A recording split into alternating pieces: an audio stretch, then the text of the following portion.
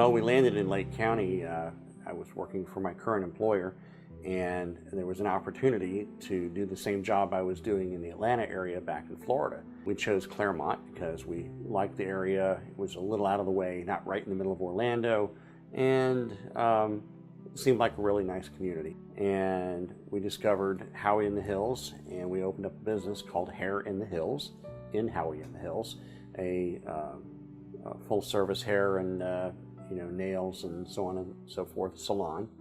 And she opened that business up in January of 2011. We opened it together. So we built up a wonderful clientele in Howey in the Hills and made a lot of really great friends. And then we found ourselves with our granddaughters. They moved in with us. And we found out that the house that we were living in was perfect for us, but not quite big enough for all of us. And we found a lovely place on Lake Mineola in Mineola. And we moved there, and that was in March of 2016. And then in July of 2016, she began to complain. Leanne began to complain of some intestinal issues, so that things were not tasting quite right, and she was having trouble digesting, and she really didn't spend a lot of time going to the doctor, and didn't like hospitals or anything like that. Finally, one day she said that she couldn't take the pain, and she went to South Lake, and they kept her overnight to do additional tests. And by the next morning, we met our oncologist, and we found out on the 1st of August that she had ovarian cancer. That was the 1st of August, and unfortunately it was stage 3. And so we went over to Florida Cancer Specialists, and we met Dr. Al and his team over there. Lovely bunch of people.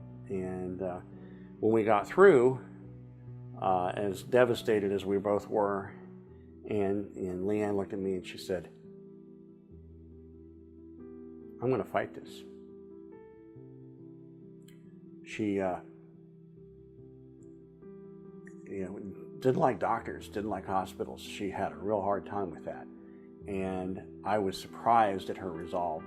I mean, I didn't know what to expect because of her animosity at going to the doctors. But anyway, you can imagine, we walked down the hallway, we went in, we met the financial counselor, and she had a packet of things, and she said, "Okay, well, this is from this pharmaceutical company, and they're going to do this to cover some of your costs for some of the treatments, and this is going to cover this, and this is going to cover this, and oh, by the way, there's a local outfit here," and she handed us a piece of paper. She says, "Just write a paragraph, tell them your story, and they'll write you back, and maybe they'll help you out too."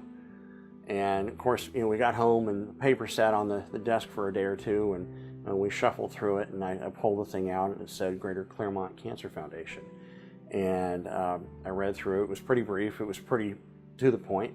And so I said, I'm going to go ahead and I'm going to go ahead and write that paragraph. I think it ended up being about 2. And I explained, I said, we've got our business which just came to a halt. I'm not doing anything. I'm not taking any gigs at the time because we're all focused on taking care of Leanne's situation. Anyway, I mailed off the envelope, and I don't know, about a week and a half later, we got a check from Greater Clermont Cancer Foundation. And among all the other things, the fact the business had stopped and everything like that, I looked at that and I said, well, this is great. It came in at the perfect time. It was when we needed it. And it helped because so many things had come to a stop. But more than that, and really much more important than that, was that Leanne realized that there were people in our own community that understood, knew what we were experiencing, knew what it was like to be in the oncologist's office and getting that news. Sadly, we lost Leanne.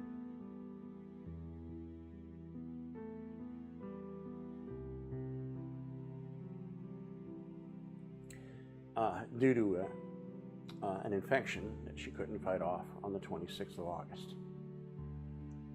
It all happened very quickly. And, we had so many things to go through. The grandchildren ended up having to go back to her parents, which was not a great living situation for them. It affected everybody in the family. But after the dust settled, I was going through the paperwork, and I saw the letter from Greater Claremont Cancer Foundation. I said to myself, I was writing thank you letters, and I wrote one to GCCF, and I said, hey, I've got a little sound business, and if you guys ever need somebody, I'll be happy to help. And it was amazing. I think the letter couldn't have been in the mail more than a couple of days, and I got a phone call from Marie Howd, and she said, yeah, we're doing a music festival. We could sure use somebody. And so I showed up at their meeting, and it turns out they needed a sound person for their patio stage. And so I jumped right in, and then I got involved last year with the Broads for the Cause. In all that, I met so many wonderful people with Greater Claremont Cancer Foundation. What an incredible group of people. Everybody there has been touched by cancer in one way or another. A family member themselves. There are people that have lost loved ones, and there are people who have survived. And it's important for all of them and everybody to know that there's somebody in our community, in Claremont, in surrounding areas, that really does care. And again, really, more than the money, it's the feeling that there are people there that are looking out for you, your neighbors here in Claremont.